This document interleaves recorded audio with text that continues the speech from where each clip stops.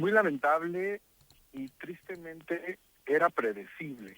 Uh-huh. Justo recordaba que hace 6 meses teníamos una conversación justo en este mismo programa cuando se aprobaba este gran y hermoso, ¿no?, paquete financiero que hiperfinanciaba a las policías migratorias y a las autoridades migratorias de los Estados Unidos. Y una de las reflexiones, uno de los temores que compartía ya en ese entonces era que cuando una autoridad policial, sea cual que sea, empieza a recibir una cantidad de financiamiento exorbitante, desproporcionada, la historia ya nos había enseñado que muchas veces detrás de eso estaba el temor de que no se iba a utilizar a esa autoridad solo para los fines por los que la ley los tiene determinados, ¿no? Y ahora empezamos a darnos cuenta con estos ejemplos de que efectivamente, más allá de la política antiinmigrante de Trump, el fin de ICE, o los nuevos fines de ICE, apuntan a ser más bien una policía pretorial del presidente que va a servirle para amedrentar y para poder asustar y para generar acción sobre gobiernos opositores y sobre la población que se resista a la nueva filosofía del gobernante. Pero ¿qué está ocurriendo, Javier, exactamente en Minneapolis? Allá, ¿qué pasa con los agentes del ICE? ¿Por qué se han reportado además múltiples tiroteos y mortales, además, contra civiles? ¿Qué está ocurriendo exactamente en este punto de Estados Unidos? Creo que hay que verlo con ojos fríos, con la cabeza, con mucha claridad, ¿no?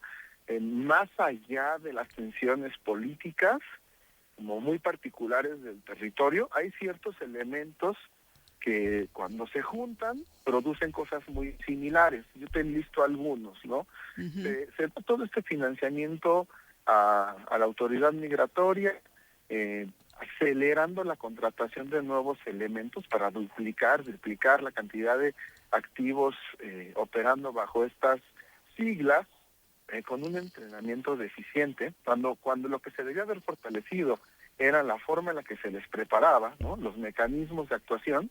Pues en realidad lo que se ha hecho es flexibilizarlos y abrir las puertas para que muchas más personas puedan trabajar en estas corporaciones. Y cuando tienes una cantidad de elementos improvisados, ¿no?, que les estás dando un arma y les estás dando no solo el arma, sino también la autoridad, pues en la mayoría de los casos empiezan a suceder situaciones de este tipo. También creo que otro elemento de la fórmula muy importante es, todo el año pasado se demostró una y otra vez que la autoridad migratoria perdió los contrapesos, ¿no? O sea, cosas tan básicas como la necesidad de contar con una orden judicial, los controles que ejercen las cortes migratorias ante las arbitrariedades que tenían en sus gestiones, pues por la nueva filosofía también a través del Poder Ejecutivo, pues empiezan a desdibujarse, y esto claro que envalentona, ¿no?, a estos nuevos oficiales, y estamos viendo muy específicamente en ese territorio las consecuencias de algo que lamentablemente parece que se va a empezar a replicar después en otros estados de la Unión Americana. Y también hay que decirlo, que no es un caso aislado, Minneapolis, ¿no? Digo, con la tragedia tan terrible de estas 2 personas que han sido asesinadas por agentes del Estado, pero también hay que mencionar lo que pasó, por ejemplo, en Los Ángeles, lo que pasó en Chicago, lo que pasó en Washington, D.C. O sea, no hay que olvidar que hemos tenido múltiples situaciones en distintas ciudades de la Unión Americana en todo el año que acaba de pasar, que tienen que ver con ICE.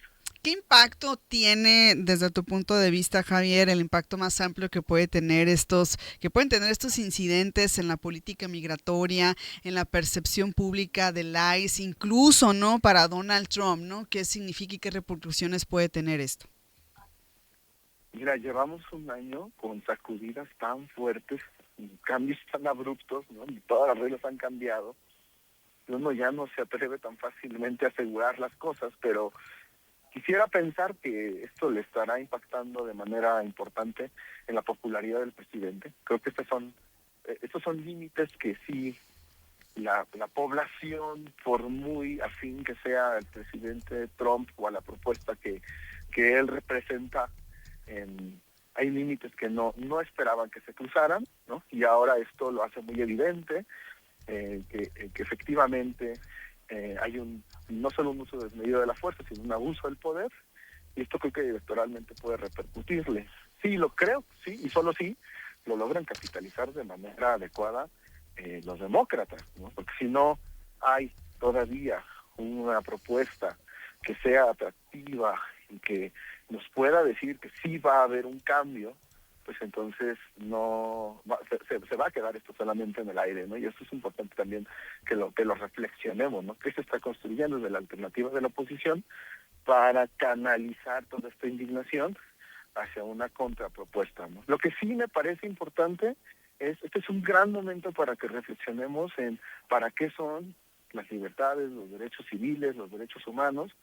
Creo que culturalmente o en la colectivo habíamos terminado pensando que los derechos humanos eran mucho sobre el tema de la igualdad, la no discriminación, la protección de las minorías, que sí lo son, pero ahora volvemos a un escenario mucho más elemental del propósito más básico de los derechos humanos, que es protegernos de la autoridad, protegernos del abuso de la persona que tiene el monopolio del uso de la fuerza, y ahí están la esencia de los derechos fundamentales, y creo que eso debería de hacer que revaloremos, ¿no?, estos conceptos y que volvamos a asumirnos como promotores o defensores de ellos, porque creo que esto es un tema que socialmente ha habido un desgaste muy grande, ¿no?, en los últimos años, y yo creo que al ver ahora de estas situaciones que pasan en el país que proclamaba, ¿no?, crear una parte importante de esta teoría liberal,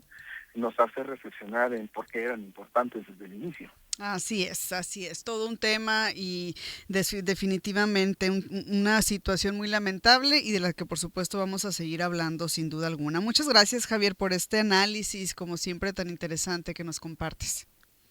Es un gusto siempre compartir con ustedes y nos estaremos escuchando seguramente sí, claro que en sí. próximas ocasiones y seguir reflexionando sobre a dónde va pues esta relación que tenemos simbiótica con los Estados Unidos, ¿no? Lo que pasa allá nos afecta a nosotros y tenemos que estar muy al tanto. Gracias, Javier Contreras, profesor en el Tecnológico de Monterrey y consultor en asuntos de migración. Con esto vamos a una pausa, en breve regresamos ya a la recta final de esta emisión.